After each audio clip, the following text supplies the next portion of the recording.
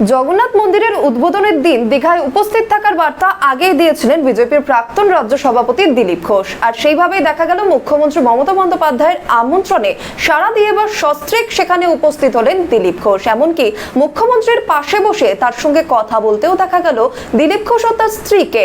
স্বাভাবিকভাবেই এই ঘটনার পর বঙ্গ রাজনীতিতে জল্পনা ছড়াচ্ছে দিলীপের তৃণমূল যোগ নিয়ে। আর প্রশ্ন উঠছে, তবে কি সত্যি দিলীপ ঘোষ তৃণমূলে যোগদান করতে চলেছেন, নাকি স্রেফ আমন্ত্রণ রক্ষার জন্যই সেখানে উপস্থিত ছিলেন তিনি? জগন্নাথ মন্দির উদ্বোধনের দিন দীঘায় উপস্থিত থাকার ইঙ্গিত আগেই দিয়েছিলেন বিজেপির প্রাক্তন রাজ্য সভাপতি দিলীপ ঘোষ। উদ্বোধনের দিন মুখ্যমন্ত্রী মমতা বন্দ্যোপাধ্যায়ের আমন্ত্রণে সাড়া দিয়ে দীঘাতে দেখা গেল সস্ত্রীক দিলীপ ঘোষকে। শুধু তাই নয়, মমতা বন্দ্যোপাধ্যায়ের পাশে বসে কথা বলতে দেখা গেল দিলীপ এবং তার স্ত্রী রিঙ্কুকে। এরপরে স্বাভাবিকভাবেই বঙ্গ রাজনীতিতে জল্পনা ছড়ায় দিলীপের তৃণমূল যোগ নিয়ে। তবে কি সত্যিই তিনি তৃণমূলে যাচ্ছেন, নাকি স্রেফ আমন্ত্রণ রক্ষার জন্যই প্রভু জগন্নাথ দেবের দ্বারস্থ হলেন দিলীপ? এর মধ্যে মন্দির উদ্বোধনের পরের দিন দীঘাতে প্রাতঃভ্রমণে বেরোলে একদল তৃণমূল কর্মী সমর্থকরা দিলীপ ঘোষকে স্বাগত জানায়। এমনকি দিলীপ ঘোষ বলেন, ধন্যবাদ। ধন্যবাদ সবাই।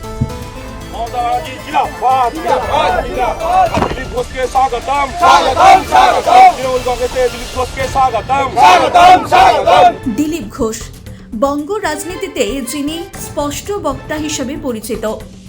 রাজনীতি করছেন বহু বছর ধরে। দলের সাধারণ কর্মী থেকে বঙ্গ বিজেপির রাজ্য সভাপতির পদ সামলেছেন।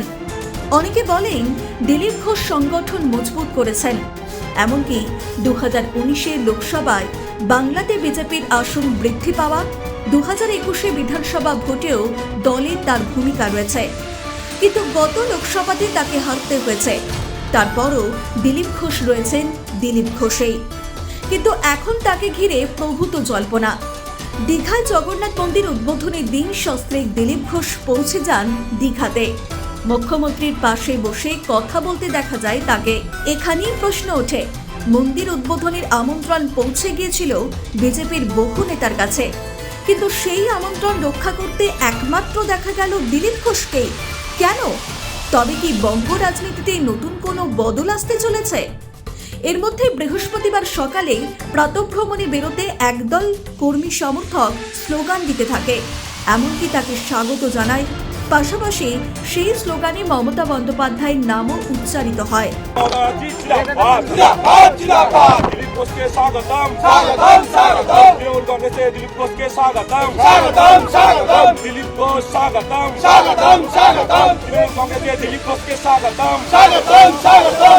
দিলীপ ঘোষ বলেন, ধন্যবাদ।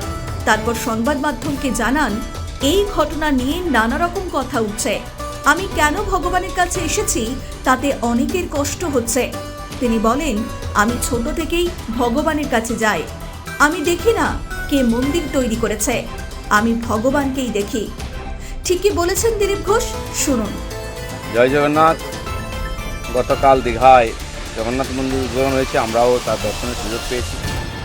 এই ঘটনাকে নিয়ে বহু রকম তর্ক বিতর্ক শুরু হয়ে গেছে। ভগবানকে তর্কের উপরেই রাখা উচিত, কিন্তু অভ্যাসবশত অনেকে বিতর্ক শুরু করেছেন।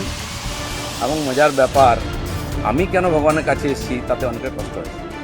আমি ছোটবেলা থেকে ভগবানের মন্দিরে যাই, আমি দেখি না কে মন্দির তৈরি করেছে, আমি ভগবানকেই দেখি। আর এটা আমরা জানি যে মন্দির যেই তৈরি করুক ভগবান সবার হয়। কালীঘাটের মন্দির তৈরি করেছে কেউ জানে না, বা তারকেশ্বরের মন্দির কে তৈরি করেছে আমরা জানি না, কিন্তু ভগবানকে দর্শন করতে যাই তখন ভুলে যাই। রাম মন্দির কে তৈরি করেছে সেটাও লোকে ভুলে যাবে, কিন্তু রামকে মনে রাখে। আমি এসেছি। পশ্চিমবাংলায় সব কিছু তো রাজনীতি হয়, হয়েওছে, কিন্তু আমার খুব মজা লাগছে। আমার পার্টির কিছু লোক খুব কষ্ট পেয়েছে। যে পার্টির কর্মীরা কষ্ট পেয়েছেন, হতাশায় ভুগছেন, কেউ কেউ ভাবছে সুসাইড করবে কিনা। আমি বলছি, বিজেপি করতে গেলে হতাশায় ভুগবেন না, চোখের জল ফেলবেন না, কারণ আমরা পার্টি দাঁড় করিয়েছি রক্ত দিয়ে আর ঘাম দিয়ে। যেন বিজেপির কর্মীরা পিছনে তাকায় না, ভয় পায় না, সন্দেহ করে না। যতদিন আমার মনের মধ্যে, আমাদের কর্মীদের মধ্যে সন্দেহ ছিল না, বিভেদ ছিল না, পার্টি এগিয়েছে। যেদিন থেকে এই ধরনের অপসংস্কৃতি ঢুকেছে তখন থেকে পার্টি পিছোচ্ছে। দিলীপ ঘোষ 42 বছর ধরে ঘরবাড়ি ছেড়ে সমাজের কাজ করছে, 10 বছর রাজনীতি করছে। দিলীপ ঘোষের দিকে আঙুল তোলার হিম্মত কারো নেই, না পক্ষে না বিপক্ষে। যে কোনো ধরনের আমি চ্যালেঞ্জ করছি, যাদেরকে আমি নিয়ে এসে নেতা বানিয়েছি, যারা বিজেপি দেশে করে খাচ্ছে, তাদেরই বেশি পেট ব্যথা। যাদেরকে আমি নিয়ে এসে নেতা করেছি তারা খুব চিন্তিত ভবিষ্যৎ নিয়ে। পার্টির উপরে ভরসা রাখুন, চিন্তা করার কোনো দরকার নেই। আর দিলীপ ঘোষ পার্টি ছাড়বে কিনা, কোথায় যাবে, অনেকে দুশ্চিন্তাগ্রস্ত, অনেকে আনন্দিত। দুশ্চিন্তা করার দরকার নেই, আনন্দিত হওয়ার দরকার নেই।